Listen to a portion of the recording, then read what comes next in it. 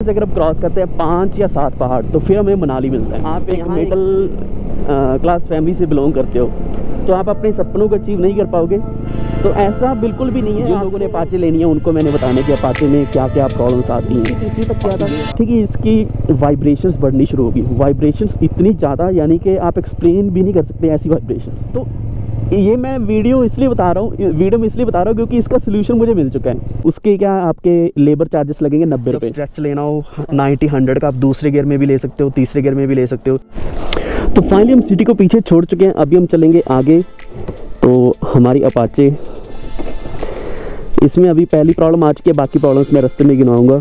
लेकिन इस सब को छोड़ो, आप यहाँ व्यू का एक मज़ा उठाओ। आई एम नॉट श्योर कि यहाँ धर्मशाला के आसपास कुछ ज़्यादा लोग हैं जो व्लॉगर्स हैं या गोप्रो वाले हैं, होंगे शायद, मैंने एक्सप्लोर नहीं किया, बहुत होंगे। बस मेरा एक्चुअली कहना यही है कि अगर हो तो प्लीज़ लेट्स मीट अप, एक चाय हो जाए आप सभी के साथ। कुछ टिप्स मैं आपसे सीख लूँगा क्योंकि मैं बिल्कुल नया व्लॉगर हूँ, तो बहुत कुछ सीखना बाकी है अभी। अब देखो, अभी बिल्कुल सामने दिख रहे हैं। अगर इन पहाड़ों के बिल्कुल पार हम चले जाते हैं तो इसके पीछे बिल्कुल चंबा है, यानी कि अगर इनको क्रॉस कर देते हैं तो फिर चंबा आ जाएगा। 3 या 5 अगर आप पहाड़ पार कर लोगे ऐसे बर्फ़ वाले तो आपको सीधा चंबा मिल जाएगा। अगर हम राइट साइड चलते हैं और वहाँ से अगर हम क्रॉस करते हैं 5 या 7 पहाड़ तो फिर हमें मनाली मिलता है। तो यहाँ ये एक गाँव है। छोटे छोटे बच्चे जब सुबह जा रहे होते हैं, स्कूल पढ़ने जा रहे होते हैं और 2-4 पे 5 पे यहाँ ऐसे जब खर्च करते हैं तो मुझे बहुत अच्छा लगता है। यानी कि एक छोटी सी मोटिवेशन उनके पेरेंट्स उनको देते हैं कि अगर आप चाहे 1 रुपये की चीज़, शायद हमारे वक्त में 1 रुपया था, आज शायद 5-10 रुपये कम से कम होंगे।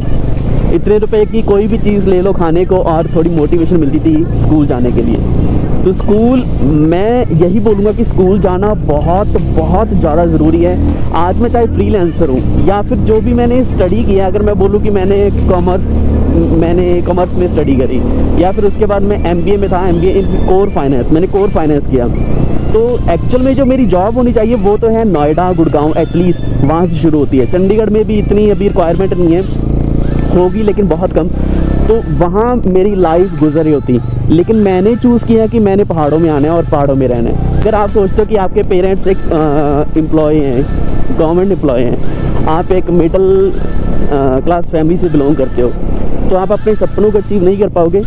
तो ऐसा बिल्कुल भी नहीं है। आपको थोड़ा बियॉन्ड लिमिट निकलना पड़ेगा, बियॉन्ड लिमिट जाना पड़ेगा एज़ कम्पेयर टू जो हाई क्लास फैमिलीज़ हैं या फिर जो अच्छी फैमिली से बिलोंग करते हैं जिनके पास पैसों की कमी नहीं है। तो हम एक लेवल से थोड़ा एक्स्ट्रा करने की कोशिश हमेशा करेंगे ही करेंगे, क्योंकि हमें पता है कि हमें कुछ अचीव करना ही पड़ेगा अगर हमारा एक काम सक्सेसफुल नहीं हो रहा।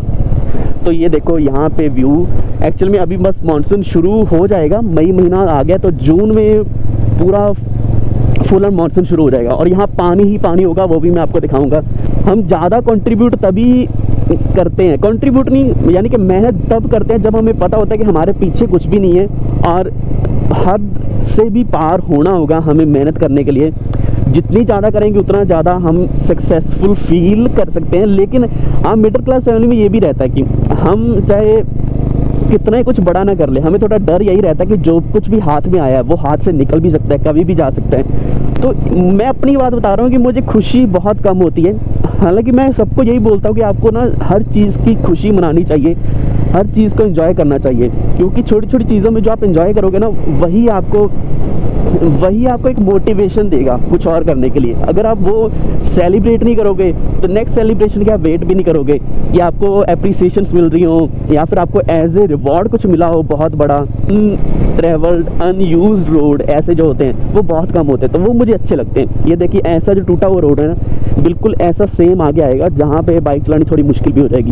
देखो, मैंने ये बाइक ली थी, 2 साल हो चुके हैं, अभी मुझे पूरा एक्सपीरियंस है। राइडिंग का नहीं बात कर रहा, अपाचे का। जिन लोगों ने अपाचे लेनी है उनको मैंने बताने कि अपाचे में क्या क्या प्रॉब्लम्स आती हैं। ये रहा हमारा रोड, हमने इस साइड जाना है। अपाचे का मैं आपको बताता हूँ, एक्चुअल में कुछ चीज़ें मैं आपको पहले बता देता हूँ। अपाचे लेने के रीज़न पहले बता देता हूँ, क्योंकि इस रेंज में पल्सर भी है, सस्ता भी था पल्सर 200 cc। लेकिन पल्सर क्यों नहीं लिया? क्योंकि पल्सर की मुझे आवाज़ नहीं पसंद और आवाज़ के लिए मैंने अपाचे लिया। सबसे मेन रीज़न, सबसे बड़ी रीज़न, अपाचे जब ये वर्जन आया भी नहीं था उससे पहले भी मुझे अपाचे पसंद था क्योंकि उसकी आवाज़ बहुत ज़्यादा हैवी लगती है as compare to other bikes जो इस सेगमेंट में रहती हैं। तो मुझे अपाचे इसलिए अच्छी लगती है, पहली बात। दूसरी बात ये है कि इसमें सेफ्टी और भी ज़्यादा थी। अब देखो डिस्क ब्रेक है वो तो अब पल्सर में भी है, लेकिन ABS जो था उसमें सिंगल था, इसमें ड्यूल चैनल ABS है। मुझे ड्यूल चैनल ABS इसलिए सेफ़र लगा कि हम जितना भी तेज़ चल रहे हैं ना उसके बाद ये होगा, चाहे हम यहाँ 120 130 की स्पीड पे क्यों नहीं चल रहे, इसमें एकदम से स्लो हो जाता, मतलब बाइक कहीं भी स्किट भी नहीं करती, थोड़ा सा भी स्किट नहीं करती और एकदम से ऐसे रुक जाता है जैसे तेज़ तो हम थे ही नहीं, बिल्कुल ही नहीं थे। ये सेफ्टी में हमेशा देखी मैंने, सेफ्टी बहुत बहुत ज़्यादा इम्पॉर्टेंट है। तो अभी मैं एक चीज़ की बात करूं, एक इसमें नुकसान ही है, नुकसान भी बोल सकते हैं क्योंकि ये बिल्कुल नई BS6 आई थी, BS6 से उसके बाद 1-2 और आ चुकी है। BS6 में थोड़ी पावर कम करी थी लेकिन पल्सर में पावर बहुत ज़्यादा थी, अभी भी है, मतलब वो 150 प्लस भी कर जाती है, 150 की स्पीड से ऊपर भी चली जाती है, जो कि बहुत बड़ी बात है, बहुत अच्छी बात है। इस सेगमेंट में कोई भी बाइक इतनी ऊपर जाती है।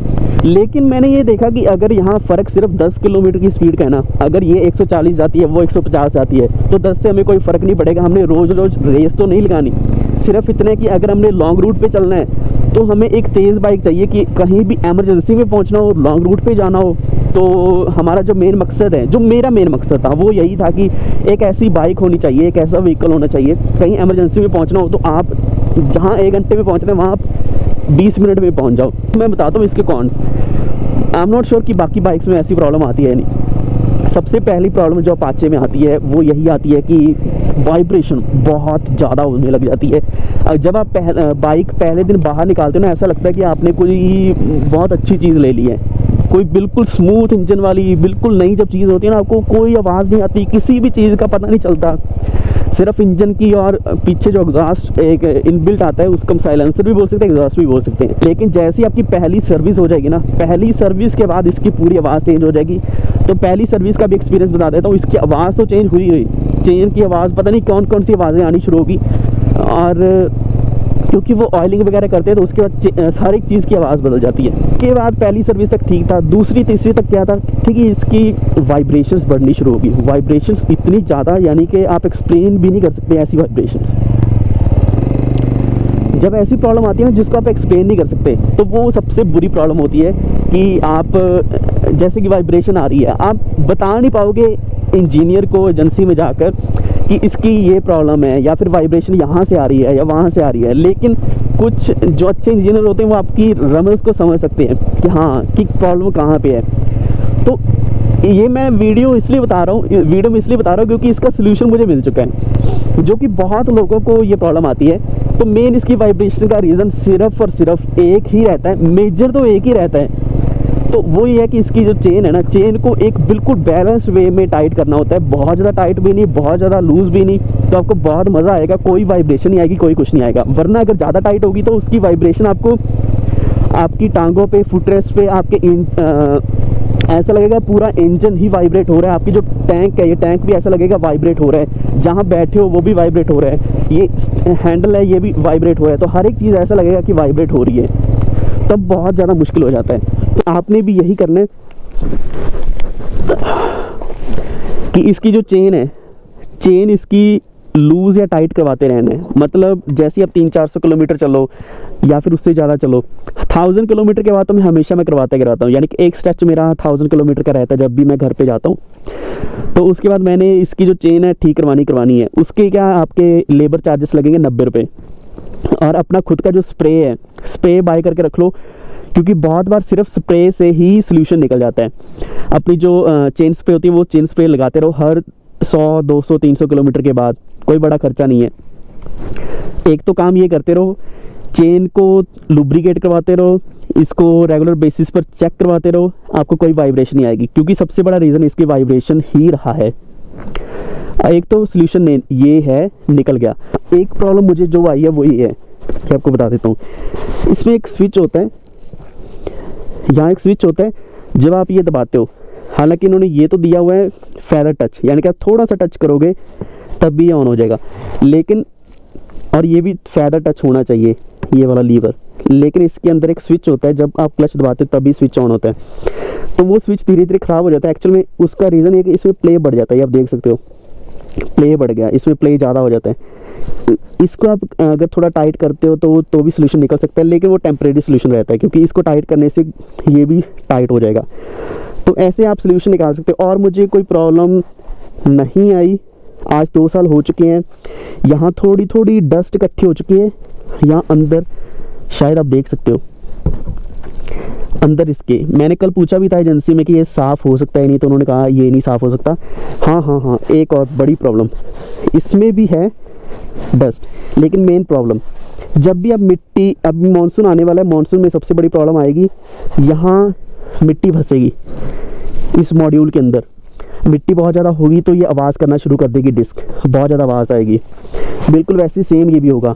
और आप इसको सेव करने के लिए, साफ़ करने के लिए लगातार कोशिश करते रहोगे कि ये साफ़ हो जाए, लेकिन ये प्रॉब्लम आपको रहेगी ही रहेगी। इससे मेन खर्चा आएगा कि को बार बार ये डलवाने पड़ेंगे। जो डिस्क पैड है ये मैंने 2 बार डलवा लिए, ये डिस्क पैड 3 बार डलवा लिए। तो डिस्क पैड आपको पड़ते हैं लगभग 400 रुपये के, 400 रुपये से कम में ही पड़ते हैं, क्योंकि बाकी लेबर लग जाती है। तो ये डिस्क पैड आपको बार बार डलवाने पड़ेंगे, ये आपका खर्चा आता ही रहेगा। एक प्रॉब्लम ये आई है मुझे, इसका जो ये पाइप है जो आगे जाती है साइलेंसर को, इसका जो कलर है ब्लैक वो हट चुका है। ये स्टार्टिंग में ही पहले दिन से मुझे दिखने लग गया था। ये अपने आप जैसे मतलब उड़ जाता है, अपने आप ही गर्म होके उड़ जाता है। तो मेन प्रॉब्लम से ये आई मुझे, और कोई भी नहीं। अपाचे सबसे अच्छी बाइक है, जब स्ट्रेच लेना हो 90-100 का आप दूसरे गियर में भी ले सकते हो, तीसरे गियर में भी ले सकते हो। दूसरे में लोगे तो एकदम से 90 पहुँच जाएगा, तीसरे में भी पहुँच जाएगा, लेकिन आप बाकियों के कंपैरेटिव बहुत फास्ट चल सकते हो। लेकिन पहाड़ों में जब जहाँ चढ़ाई होती है तो थोड़ा मुश्किल हो जाता है इस चीज़ को कंट्रोल करना, क्योंकि जब आपकी रेस लग रही होती है बाकी 4 व्हीलर से, तो 4 व्हीलर में पावर बहुत ज़्यादा होती है, क्योंकि वो कम से कम 1000, 1200, 1500, 1600 सीसी का इंजन होता है, उसमें पावर बहुत ज़्यादा होती है। लेकिन प्लेन पे आओगे तो प्लेन पे यही सबसे आगे रहेगी, अप टू 100, 120, 130 तक कोई रिस्क भी नहीं लेता। बहुत लोग होते हैं जो रिस्क लेना ही नहीं चाहते। तो थोड़ा सा और मैं ऊपर नहीं जाएंगे आज हम उसका, क्योंकि वीडियो ऑलरेडी पड़ा है, मैं आपको शॉर्ट्स दिखा दूंगा, लेकिन मैं आपको यहाँ से व्यू दिखा देता हूँ। तो ये थी हमारे अपाचे की कहानी, हमने अपाचे को कवर कर लिया। ये मैं बहुत लंबे समय से सोचता आ रहा हूँ, कम से कम 1-1.5 साल हो चुका है। मैंने ये सोचा था कि आपको अपाचे का बहुत लोगों को शायद नहीं पता, मैं बता दूंगा कि अपाचे में ये प्रॉब्लम क्यों आती है।